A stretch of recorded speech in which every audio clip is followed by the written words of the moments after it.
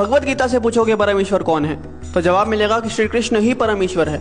और वहाँ आपको संत सूरदास जी, मीराबाई जैसे महान संत मिलेंगे जिन्होंने कृष्ण भक्ति में उस परम तत्व को प्राप्त कर लिया। आप शिव पुराण से पूछोगे कि परम ईश्वर कौन है, तो जवाब मिलेगा कि शिव ही परम तत्व है। और वहाँ आपको ऋषि मार्कंडेय जैसे महान ऋषि योगी ज्ञानी मिलेंगे जो कि परम शिव भक्त हैं। कुरान कहती है कि खुदा सबसे बड़ा है। और वहाँ आपको फरीद जी जैसे महान सूफी संत मिलेंगे जिन्होंने अल्लाह अल्लाह की धुन से उस परम तत्व को प्राप्त कर लिया। और गुरबानी भी आपको एक ओंकार का उपदेश देती है। तो सवाल है कि इनमें से सही कौन है और गलत कौन है, और जवाब है कि इनमें से सही तो सारे हैं, लेकिन गलत वो इंसान है जो इनमें से किसी एक पथ पे चलते हुए बाकियों का अनादर करता है, अपमान करता है। इसीलिए कबीर जी ने कहा था कि कबीरा कुआं एक है, यानी कि वो जो परमात्मा है वो एक विशाल कुएं की तरह है और पानी भरे अनेक, यानी कि हम और आप अलग अलग नामों से, अलग अलग स्वरूपों से उस भगवान को पुकारते हैं। लेकिन आगे कबीर जी कहते हैं कि भांडे ही में भेद है और पानी सब में एक। मतलब जो भांडा है यानी कि हम, भेद तो यहाँ पे है, क्योंकि आप इंसान को तो अलग कर सकते हो लेकिन भगवान को कभी बांटा नहीं जा सकता। अब प्याला चाहे सोने का हो या पीतल का,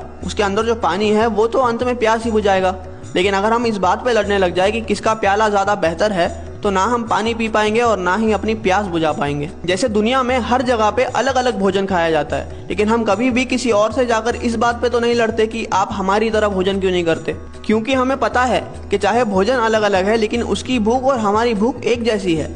हो सकता है कि वो ब्रेड खाकर अपनी भूख मिटा रहा है और हम रोटी खाकर, लेकिन उसका असर जो हमारी बॉडी पे होगा वो एक जैसा ही होगा। इसलिए हमारी पेट की भूख तो मिट जाती है लेकिन हमारी परमार्थ की भूख कभी मिट ही नहीं पाती। हम लड़ने में इतने बिजी है कि हमें खाने की, यानी कि उस भक्ति को अनुभव करने की फुर्सत ही नहीं है। कबीरा कुआं एक है और पानी भरे अनेक, भांडे ही में भेद है, पानी सब में एक।